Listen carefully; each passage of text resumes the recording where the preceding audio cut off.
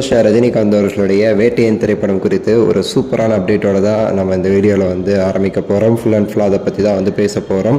So super update வந்து கிடச்சிருக்குன்னு சொல்லலாம். Video கடைசி வரை பாருங்கள், லைக் பண்ணி ஷேர் பண்ணி சப்ஸ்கிரைப் பண்ணி சேனலுக்கு வந்து சப்போர்ட் பண்ணுங்கள். ரீசெண்டாக ஆடியோ லான்ச்சு, டீசர் இதெல்லாம் வந்து வெறித்தனமாக வெளியாகி படத்திற்கான அந்த ஹைப்பை வந்து எங்கேயோ கொண்டு போயிடுச்சுன்னு சொல்லலாம்.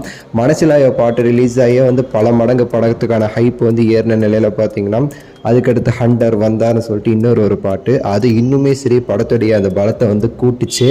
அது இல்லாமல் ஆடியோ லான்ச்சில் உள்ள ஹைப்பை டீசர்லாம் வந்து பங்கமாக வந்து இருந்துச்சுன்னு சொல்லலாம். சப்டில்லாக டிஜே ஞானவேல் அவர்கள் அந்த ஜெய்பீம் திரைப்படத்தை வந்து நிறைய பேர் பார்த்தீங்கன்னா ஓடிடியில் ரிலீஸ் ஆகிடுச்சு, தேட்டரில் வந்து அது அப்படி கொண்டாடி இருக்கணும் அப்படி இப்படின்னு சொல்லிட்டு இருந்தாங்க பார்த்தீங்களா. அதே கதைக்களம் கொண்ட ஒரு படமாக தான் வந்து இந்த வேட்டையன் திரைப்படமாக அமைஞ்சிருக்கு. அப்படிங்கிறதுனால பார்த்தீங்கன்னா ஒரு பெரிய ஒரு ஹைப் வந்து இந்த படத்துக்கு வந்து ஜென்ரேட் ஆயிருக்கு அப்படிங்கிறத நம்ம வந்து டீட்டெயிலாக நம்ம சொல்லலாம்.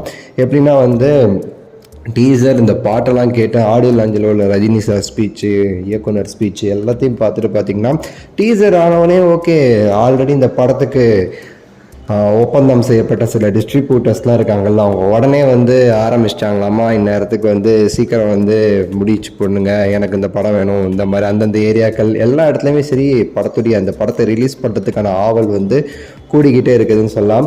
அது மட்டும் இல்லாமல் வேட்டையன் வந்து சிங்கிள் அலோன் ஃபில்மாக வந்து ரிலீஸ் ஆகுது. கங்குவா வேற தள்ளி போயிடுச்சுங்கனால இது ஒரு படம் தான் அன்றைக்கி வந்து ஃபுல் அண்ட் ஃபுல் தமிழ்நாட்டோட எல்லா தேட்டர்லையும் இந்த ஒரு படம் தான் வந்து அப்படி வந்து பயங்கரமாக வந்து ரிலீஸ் ஆக போகுது அப்படிங்கிறதுல மாற்று கருத்து இல்லை. அப்படிங்கிறதுனால படத்துடைய கலெக்ஷனுமே பெரிய அளவுக்கு வந்து எதிர்பார்க்கப்படுது.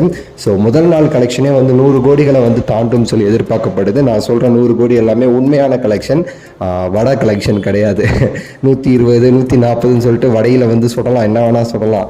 10,000 ஸ்க்ரீன் ரிலீஸ் ஆன ஜவானு அந்த படமே வந்து அவ்வளோதான் கலெக்ஷன் பண்ணியிருப்போம். இவனுங்க ஒரு தமிழ்நாட்டை தாண்டினா யாருன்னே தெரியாத ஆட்கள்லாம் வந்து 4000 3000 ஸ்க்ரீன் ரிலீஸ் பண்ணிவிட்டு 150 கோடி 120 கோடின்னு சொல்லி போட்டுட்டு வந்து வட சுடுற கேங்கு நம்ம கிடையாது. ரஜினி சாரோட படம் எப்படின்னு சொல்லி உங்களுக்கு தெரியும். அதுக்கு எடுத்துக்காட்டே வந்து கபாலி அண்ட் 2.1 தான். ஸோ அந்த மாதிரி இந்த படத்துக்கு வந்து ஒரு 100 கோடி கலெக்ஷன் கிடைக்கிற அளவுக்கு ஒரு பெரிய எக்ஸ்பெக்டேஷன்ஸ். அதுக்கு காரணம் என்ன அப்படின்னா அந்த கேரக்டர் ஸ்டார் ஃபஹத் ஃபாசில் மலையாளம் ஃபுல்லாக வந்து கவர் ஆகுது.